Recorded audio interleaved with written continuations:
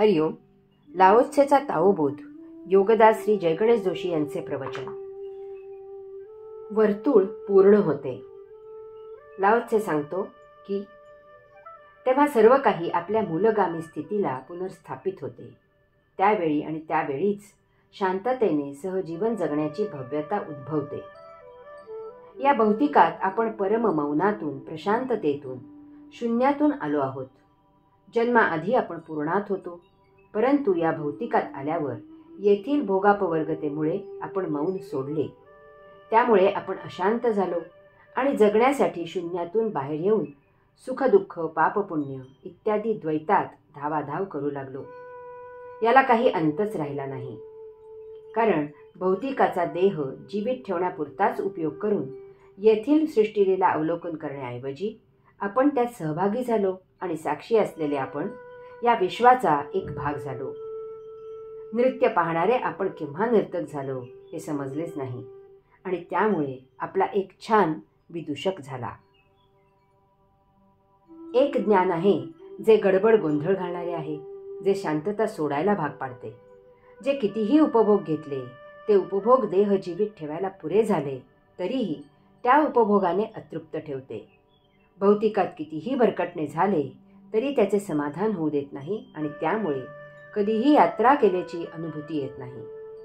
विचार, कल्पना, तर्क करून कितीही आयुष्य जगले तरीही जीवन जगल्याची भावना होऊ देत नाही. आयुष्यात कितीही भरभरून मिळवावे, अजीर्ण होईपर्यंत उपभोग घ्यावे, कितीही वर्षे जीवित राहावे तरीही जीवनातील रिक्तता कधीही भरून येत नाही. बाहेर इतका काही आवाज करायला भाग पाडते की त्यात आतील चाहूल कधीही लागत नाही. जडात इतके काही रुतवून ठेवते की आतील सूक्ष्माचा पत्ता लागत नाही, त्याचा विसर होतो. पोपटपंची केल्यासारखे इतके आठवण करून घेते की आपण ज्याचे आणि ज्याच्यासाठी पठण करत आहोत त्याचाच विसर होतो आणि फक्त पठण पठण आणि पठणच शिल्लक राहते. वेद, शास्त्र, पुराणे, उपनिषदे वाचून इतकी माहिती पाठ होते की त्यात प्रत्यक्ष अनुभूती मिळवायचे विसरायला होते. कारण ती माहिती आपल्याकडून ऐकणारे लोक इतके भराभारावतात की आपल्याला आपण पंडित, विद्वान झाल्याचाच अभिमान होतो आणि त्यात ज्याची माहिती मिळवली ते दूर राहतो, स्वतःपासून आणि त्यामुळे ऐकणाऱ्यांपासूनही. आपण आपल्यासह सर्वांना परिघावर भरकटवत ठेवतो. यामधून कधी उपरती होते आणि परिघावरून केंद्राकडे यात्रा सुरू होते. ते दुसरे परमज्ञान आहे, जे वर्तुळ पूर्ण करते, जे भौतिकातून अध्यात्मात यात्रा करवते, भौतिकाच्या गोंधळामधून परम मौनात नेते आणि प्रशांत करते, जे अंशात्म्याच्या मूलगामी स्थितीला प्राप्त करून देते, भौतिकामध्ये आयुष्य जगताना विदूषक झालेल्याला सत्य समजावून देऊन त्याला जीवनाचा मार्ग दाखवते, संचितातून मुक्त करते आणि साक्षीत्वाने साक्षात्कारित करते. नरदेहाची उत्क्रांती होते, आत्मोन्नती होते, वर्तुळ पूर्ण होते. लाओत्से सांगतो की येथे शांततेने सहजीवन जगण्याची भव्यता उद्भवते. The lords of the ravines. How did the great rivers and seas become the lords of the ravines? By being good at keeping low. That was how they become the lords of ravines. Therefore, the order to be the chief among the people, one must speak like their inferiors. In order to be foremost among the people, one must walk behind them. Thus, it is that the sage stays above and the people do not feel his weight, walk in front and the people do not wish him harm. Then the people of the world are glad to uphold him forever, because he does not contend. No one in the world can contend against him. कडे कपाऱ्यातील खोल दऱ्यांचे दैवत. कडे कपाऱ्यातील खोल दऱ्यांचे महानद्या आणि समुद्र कसे दैवत झाले? स्वतःला खालच्या जागी ठेवण्याच्या कौशल्यामुळे. अशा प्रकारे कडे कपाऱ्यातील खोल दऱ्यांचे महानद्या आणि समुद्र दैवत झाले. म्हणून लोकांमध्ये श्रेष्ठ होण्यासाठी आपल्यापेक्षा खालच्यांची भाषाच बोलायला हवी. जर लोकांमध्ये आघाडीला राहायचं असेल तर त्यांच्या मागोमागच जायला हवे. अशा प्रकारे योगी सर्वोत्तम असतात आणि तरीही लोकांना त्यांचा बोजा वाटत नाही. ते पुढे चालत असतात आणि लोक त्यांना हानिकारक असे काही करत नाहीत. असे असेल त्याला कायम करता शिरोधैर्य मानायला जगातील लोक खुश असतात, कारण तो उपद्रव निर्माण करत नाही आणि जगात त्यालाही कोणी उपद्रव देऊ शकत नाही. कनिष्ठपणाची कला. लाओत्से ओवीच्या सुरुवातीला सांगतो की कडे कपाऱ्यातील खोल दऱ्यांचे, महानद्या आणि समुद्र कसे दैवत झाले? स्वतःला खालच्या जागी ठेवण्याच्या कौशल्यामुळे. अशा प्रकारे कडे कपाऱ्यातील खोल दऱ्यांचे, महानद्या आणि समुद्र दैवत झाले. लाओत्सेला या ओवीत कनिष्ठपणाच्या महतीचे तत्व सांगायचे आहे.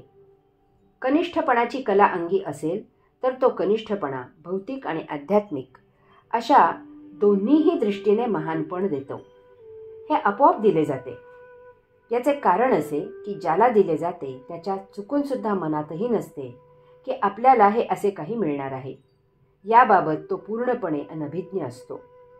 त्यासाठी लाओत्सेने येथे नद्या आणि समुद्र यांचे उदाहरण दिले आहे. लाओत्सेला पाणी, नद्या, समुद्र, दऱ्या, खोऱ्या यांचे उदाहरण फार प्रिय आहे आणि त्याचा त्याने येथे फार सुरेख उपयोग केला आहे. पर्वतावर पावसाचे पाणी पडते. ते पाण्याच्या स्वभावानुसार पर्वतावर उंच जागी न थांबता खाली खाली प्रवाहित होते. उंच पर्वतावरून ते पर्वताच्या पायथ्याशी नीच जागी जाते. पावसाचे पाणी पूर्ण शुद्ध असते. तरीही याचा जराही अहंकार न करता ते पाणी उंच पर्वतावरून खाली पायथ्याशी येते. त्याचे नदीत रूपांतर होते. नदीला प्रवाहामध्ये अनेक उपनद्या, नाले, ओहळ, धबधबे येऊन मिळतात. नदी त्यांना आपल्यात असे काही सामावून घेते की नदीचे पाणी कोणते आणि त्या उपनद्या, नाले, ओहोळ, धबधबे यांचे पाणी कोणते ते उमजू नये. सर्व एकच होऊन जाते, समरस होते.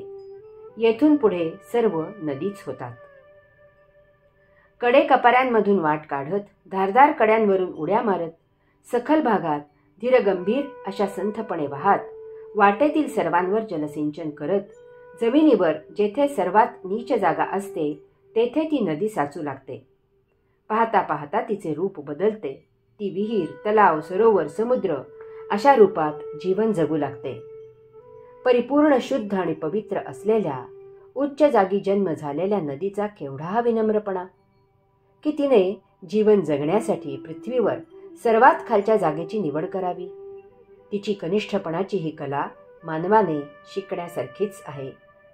आता तिची ओळख विहीर, तलाव, सरोवर, समुद्र अशी होते. माहेरवाशिणीचे सासरी नाव बदलते. सर्व जीवांची तृष्णा भागवत ती मोठ्या आनंदाने जीवन जगत असते. हा कर्मयोग सुरू असताना ती सूर्यनारायणाच्या साक्षीने ताओची उपासना करत असते. तिची कुंडलिनी जागृत होते. ती ऊर्ध्वगामी होते, मुक्त होते, परमात्म्याला भेटते आणि त्याच्या आज्ञेवरून पुन्हा पृथ्वीवर जलसिंचनाचे कार्य सुरू करते. नदीला मैया अशी आईच्या नावाने हाक मारली जाते. विहीर, तलाव, सरोवर, समुद्र यांना अतिमान दिला जातो. त्याचे पूजन केले जाते. चल अचल असे अनेक जीव पाणी पिऊन त्यांना दुवा देतात. काठावर ऋषी मुनी तपश्चर्या करतात. हरि ओम.